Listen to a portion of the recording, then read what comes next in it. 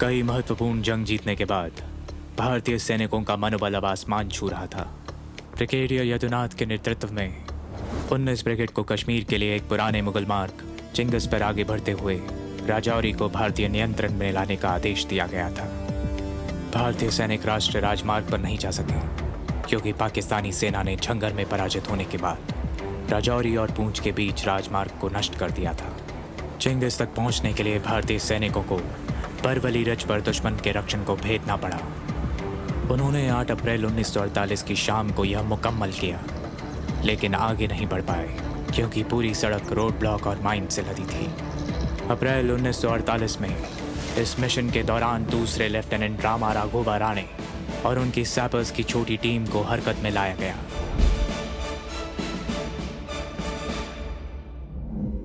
राणा राघोबा राय rank से थे। उन्हें उच्च कोटि की शिक्षा प्राप्त नहीं थी, लेकिन वे एक गठीले योद्धा थे।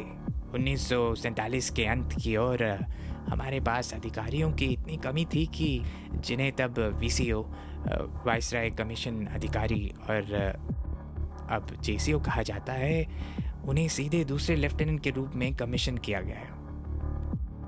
अब राणा राघोबा राणे को सीधे दूसरे लेफ्टिनेंट के रूप में कमीशन कर जम्मू सेक्टर में एक इंजीनियर्स कंपनी को भेजा गया, जिसे 37 असॉल्ट फील्ड कंपनी कहा जाता था। तेरी छुट्टी मंजूर हो गई है। सपनों के साहिल है, अपनों के अरमा है, बाकी हम काबिल हैं। घर पक्का हो रहा है बेटा, तेरे ऑर्डर पे।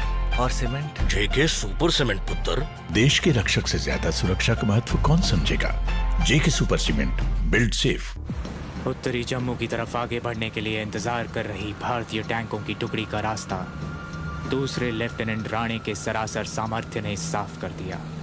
दुश्मन की भारी गोलाबारी के बीच राणे एक स्टुअर्ट टैंक के पीछे रेंग कर एक मोटी रस्सी के सहारे उसे रुकने का संकेत देते और फिर रास्ते से माइंस को हटाते। राणे को समय का महत्व पता था क्योंकि राजौरी दुश्मन के नियंत्रण में थी। उन्होंने और सैपर्स की उनकी टीम ने बिना रुके सारी माइंस और रोड ब्लॉक्स हटा दिए और 12 अप्रैल 1948 को टैंक राजौरी पहुंच गए। राणा राघोबा राणे, जिन्होंने लगभग 13 पुरुषों के अपने वर्ग का नेतृत्व किया, उनमें से आधों को घायल हताहतों के रूप में खो दिया, लेकिन उन्होंने असंभव को संभव किया।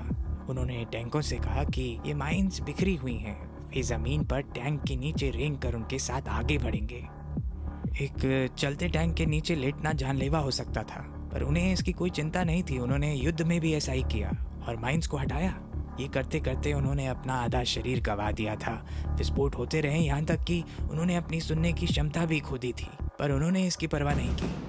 आगे जाके उन्हें परमवीर चक्र से नवाजा गया।